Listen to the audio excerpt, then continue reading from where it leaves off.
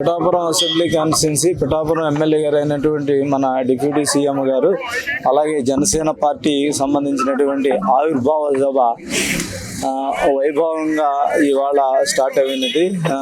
ఈ జన సైనికులు కానివ్వండి, వీర మహిళలు కానివ్వండి, మా అంచనా ప్రకారంగా 1,50,000 వరకు వస్తారనేటువంటిది అంచనా ఉన్నది. అలాగే 2 లక్షలు కూడా రావచ్చు అనేటువంటి అంచనాకి సంబంధించినటువంటిది మా పోలీస్ అంటే మా జిల్లా ఎస్పీ గారు అయినటువంటి బిందు మాధవ్ గారు, అలాగే మా ఐజీ గారు ఆదేశానుసారంగానే ఈ బందోబస్తు మేము ఏర్పాటు చేసుకోవడం జరిగింది. అంటే ఏదైతే లా అండ్ ఆర్డర్ పోలీసుకి సంబంధించినటువంటి ఒక 1,600 మంది అంటే ఆల్ ర్యాంక్స్, అలాగే హిందుస్థాన్ స్కౌట్స్కి సంబంధించినటువంటి వాళ్ళు కూడా, అలాగే వాలంటీర్స్, అలాగే బీడీ స్క్వాడ్స్, అలాగే క్యూఆర్టీ టీములు, అలాగే రోప్ పార్టీలు కూడా ఏర్పాటు చేసి వచ్చినటువంటి వాళ్ళందరికీ కూడా పార్కింగ్ ప్లేసులు కేటాయించడం, ఆ పార్కింగ్లో పెట్టుకోవటం అనేటువంటిది ట్రాఫిక్కి ఏ విధమైనటువంటి అంతరాయం లేకుండా ఇప్పటి వరకు జరుగుతుంది అనేటువంటిది, సభ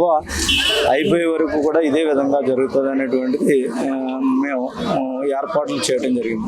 సార్, అయితే మరి పవన్ కళ్యాణ్ గారు అధికారంలోకి వచ్చిన తర్వాత మొట్టమొదటిసారి జరుగుతున్న సభ కాబట్టి, ఆవిర్భావ సభ కాబట్టి చాలా మంది వచ్చే అవకాశం ఉంది కాబట్టి ఎస్కట్ ఎంతమంది నియమించారండి?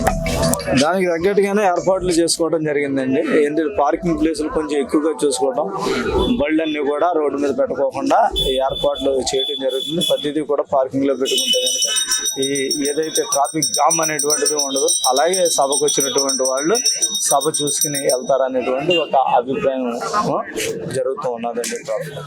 Thank you.